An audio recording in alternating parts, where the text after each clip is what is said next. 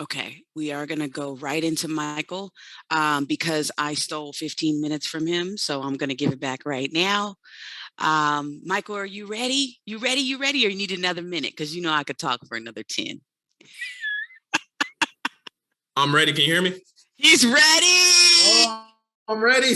The magnificent, yes, the marvelous Michael Benjamin in the building. Yes, ma'am. It got kind of dark, so I don't know. I have to get some lighting. Is the lighting good on y'all? You're perfect. You're perfect. Okay, perfect. How's everybody doing? Let me know how y'all feeling in the comments. Let me know if y'all blessed. Let me know if y'all amazing. Let me know if y'all great. You know what I'm saying?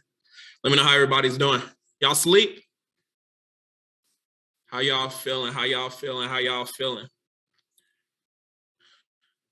First and foremost, I want to, thank you, LT, for allowing me to be in the building.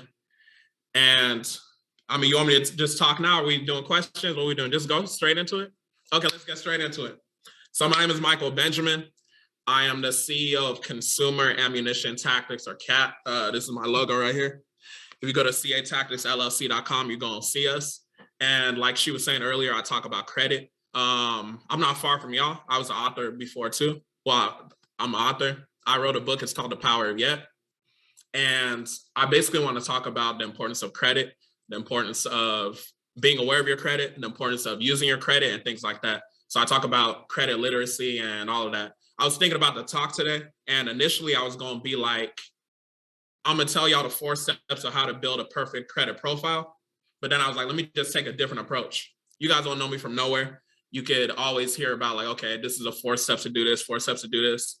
But I'm just like, let me take a different approach and tell y'all the 4, maybe 3 or 4 bad habits that lead to people not having good credit.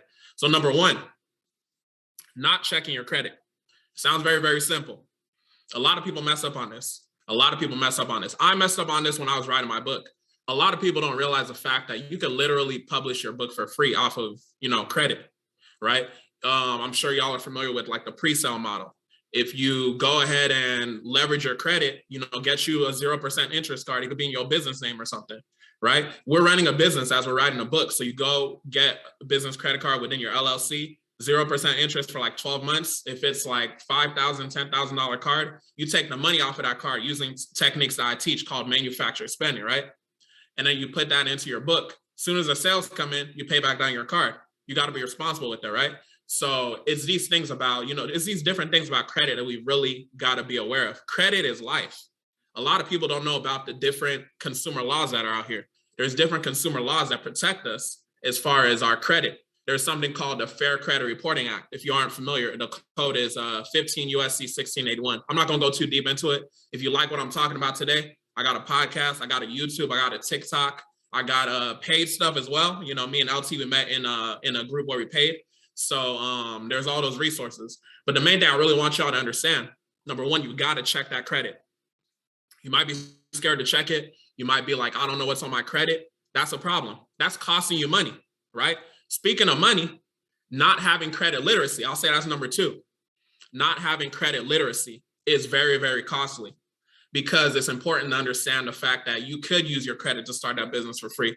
It don't even got to be, if you don't want to be an author, if you wanted to start an Airbnb, just to give y'all something practical, I have multiple vehicles on a platform called Turo. I do car rentals. I don't know if you guys are familiar with Turo. Basically, you rent out cars. So I was able to use my credit. I took my credit, I got the vehicle, I put it on Turo, I put it on the app, it started making money. I'm not paying the car payment. So technically, I got it for free versus if I had to put my money on the front end. So we've just got to be in that mindset of how could we use, what is ours? When we go back to the consumer laws, credit is defined, Congress defined credit as the right granted. Credit is your rights. You have to know that credit is your rights, right? For those of y'all that may be scared about checking your credit again, I want y'all to look at the word credit.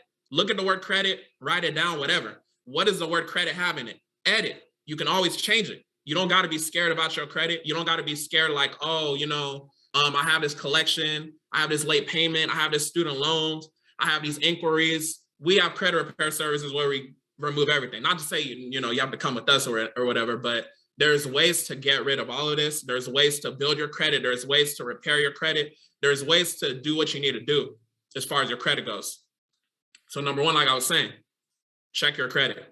please check it. You can check it on freeannualcreditreport.com. I believe they're about to stop letting you guys check it like weekly for your Experian, TransUnion, and Equifax on a free annual credit report. They were doing something during COVID where you're able to check it at least once a week. But a practical thing I would want y'all to do is go ahead and go get that credit report. You can also check it on Credit Karma. Some of y'all may be familiar with Credit Karma. Credit Karma is an app that allows you to look at your credit as well. TransUnion and Equifax is on there. But the thing about Credit Karma is that they have your Vantage 3.0 score. That's different from your FICO score, which lenders use. So just keep that in mind. Credit Karma is going to be like an estimate. Experian, if you register on Experian.com, it's going to allow you to look at your credit. That's going to be your FICO score.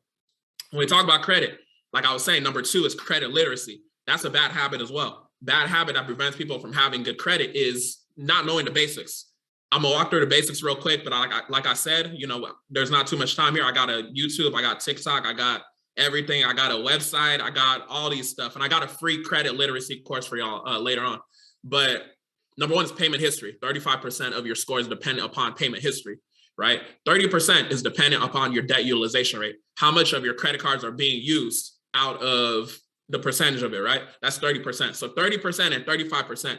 2/3 is basically based off of payment history and debt utilization rate. So you want to make sure you take care of that. 15% is your length of credit history.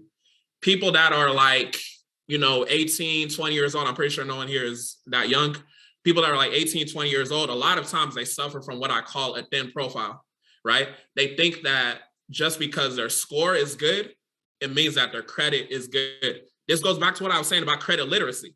It's a bad habit for you to be like, oh, I have a 800, so my credit is good. But we got to look at the different data points. Some people, they just have a good score, but they didn't actually build out a good profile based off of the data points. So that goes back to the credit literacy. You have to have credit literacy.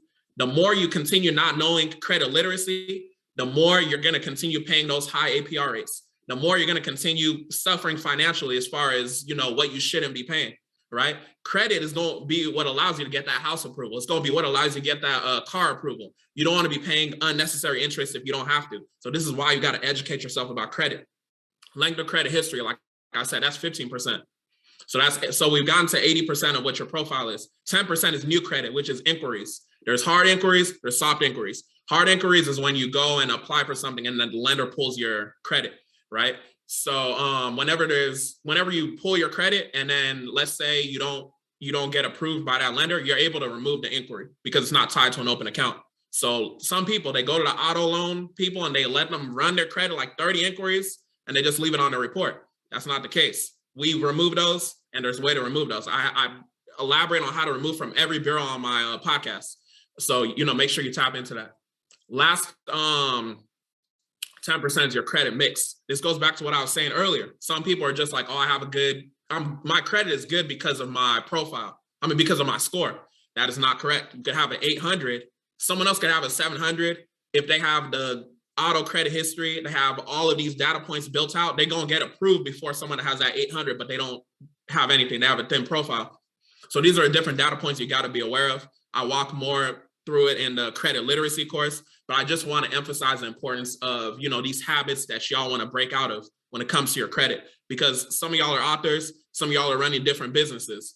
If you're an author, like I said, number 1, prioritize that credit. Once that personal credit is good, if you're running a business the way you're supposed to have an LLC. So then once the personal credit is right, you can go get you some business funding. We also provide done for you funding services. There's thousands upon thousands of credit cards, right? We specialize in knowing what specific credit cards to get for our clients, no matter what state you're in. It don't matter where you're at. We provide those services. We provide funding services. So, you know, if that's something you need, if you do need that funding, you know, get in contact with us and we can help you do all that. I know it could be scary with all these different credit cards. You don't know what to do. If you never had a credit card, let me give y'all some information real quick. If you never had a credit card, what you can do is you can Google Discover Pre-Approval. Discover It credit card. That's a card I always like to put my clients onto. You can Google Discover Pre-Approval. You put in your information. You'll see if you can actually get pre-approved, and then it's no harm to your credit. If you get pre-approved for a product, you can go ahead and apply, and then you'll see that you got approved and you begin building the credit history. A lot of times I always tell people to have at least 3 personal credit cards with at least 2,500 limit with at least 6 months of history before they go on to the business funding.